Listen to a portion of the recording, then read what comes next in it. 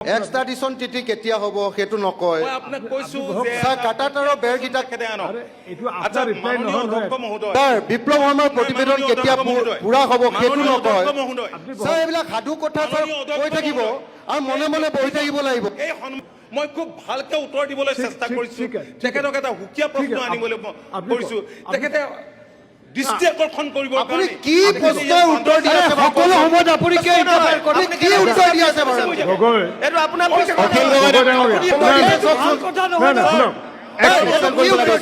অনুৰোধ জনাইছো মহোদয় আপোনালোকে জানে যে ৰাজ্যখনত শ্ৰীমন্ত শংকৰদেৱ কলাক্ষেত্ৰ হ'ল, জ্যোতি চিত্ৰবন হ'ল, সত্ৰসমূহ সুৰক্ষিত কৰিবৰ কাৰণে খুব তৎপৰতাৰে উচ্ছেদ হৈছে। মৈদাম, আনন্দৰাম বৰুৱা ইনষ্টিটিউট, অট'নমাছ কাউন্সিলবিলাক হৈছে, চেণ্ট্ৰেল ইউনিভাৰ্চিটি হৈছে, IIT হৈছে।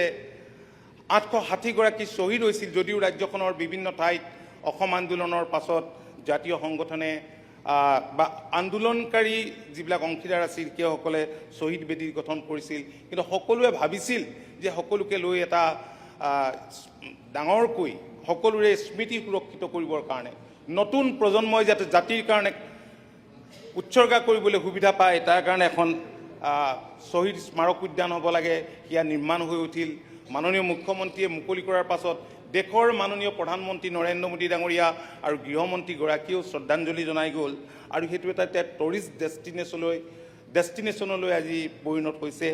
IIT হ'ল, NRL হ'ল, গেছ ক্ৰেকাৰ হ'ল, বগীবিল হ'ল, জুট মিল ৰিঅ'পেন হ'ল, আজি ছেমি কণ্ডাক্টৰৰ দৰে ইণ্ডাষ্ট্ৰী। স্যাৰ মূল কথাকেইটা নাই কোৱা স্যাৰ। নহয় মই স্যাৰ যিকেইটা ক'ব লাগে তেখেতক উত্তৰ দিম। এক্সট্ৰাডিশন তিথি কেতিয়া হ'ব সেইটো নকয়। মই আপোনাক কৈছো যে স্যাৰ কাটাতাৰৰ বেৰগিটা কেতে আনো এইটো আচ্ছা আপোনাৰ ৰিপ্লাই মাননীয় নহয় অধ্যক্ষ মহোদয় স্যাৰ বিপ্লৱ শৰ্মাৰ প্ৰতিবেদন কেতিয়া পুৰা হ'ব সেইটো নকয়। মহোদয় স্যাৰ এইবিলাক সাধু কথা স্যাৰ কৈ থাকিব আৰু মনে মনে বহি থাকিব লাগিব। এই সন্মানীয় সদস্যজনে সদায় সদনখন সুস্থিৰভাৱে পৰিচালিত হ'বলৈ নিদিয়ে।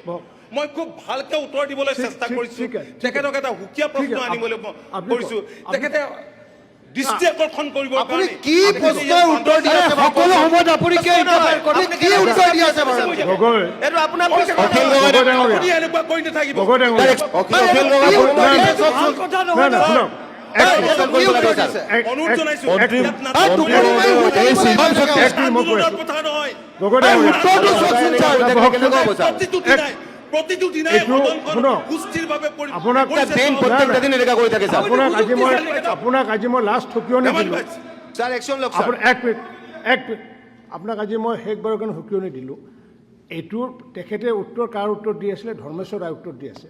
আপুনি কেলে মাতিব আপুনি মনে মনে আপুনি কিয় মাতিব? মন্ত্ৰী মহোদয়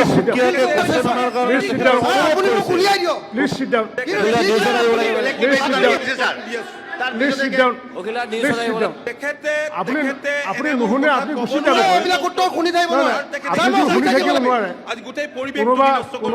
কোনোবা সদস্যই যদি মন্ত্ৰী ৰিপ্লাই এক মিনিট কোনোবা সদস্যই যদি মন্ত্ৰী ৰিপ্লাই শুনি থাকিব নোৱাৰে তেওঁ নিজে ওলাই যাব পাৰেগৈ। সেইটোতো অ'পেন আছে, ওলাই যাবগৈ। সেইটো মন্ত্ৰী ডাঙৰীয়া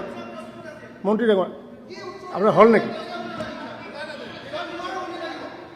আপুনি কোশ্চেন আনিবৰ কাৰণে মন্ত্ৰী মহোদয় অনুৰোধ কৰিছে, তথাপিও আপুনি